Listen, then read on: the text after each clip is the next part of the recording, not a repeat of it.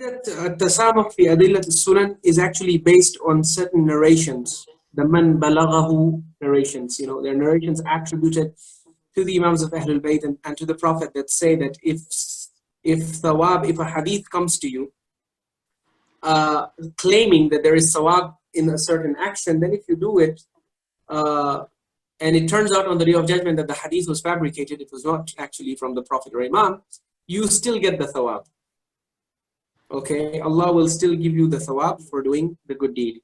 So first of all, logically, this hadith does not make sense in the sense that then we can. This shows you that the ghulat and the inventors of hadith, they can then bind Allah.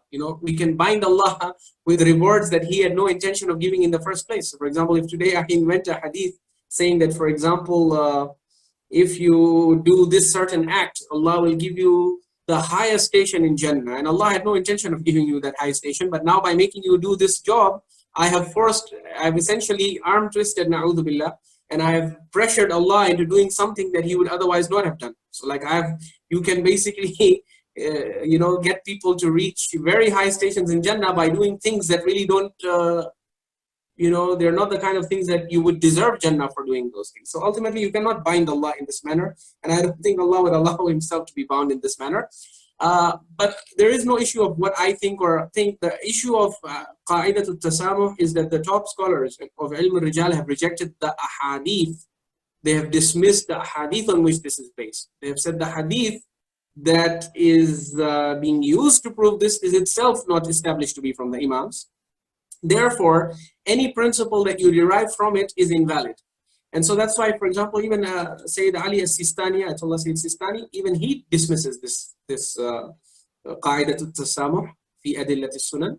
He does not accept it because according to his manhaj in ilm al-rijal, these narrations are not reliable. So that is why you cannot use these narrations or this principle. And you are very right. This is being used very heavily nowadays to justify a lot of the things which cannot be proven from the Imams of Ahlul Bayt.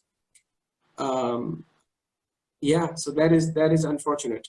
I will say one thing though, which is that if you want to do ibadah in the month of Rajab or any other month, okay, you can go by the umum of the Quran. So the Quran tells you, "U'budu rabbakum," worship Allah. That's a general command.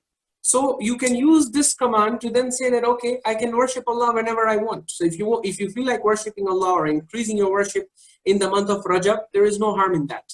As long as what you are doing is in line with what Allah has revealed in the Quran, it is okay. The problem becomes when you use qa'idatul tasamuh to defend and justify practices like, for example, dua tawassul. Dua tawassul, they will tell you, the scholars of ilm rijal will tell you, this is a sanadless narration. There is no sanad. You can't even say dua tawassul is da'if. Because weak, da'if is a term we use to label a narration that has a chain connecting it to the imam, but the chain is weak. It has weak points in it.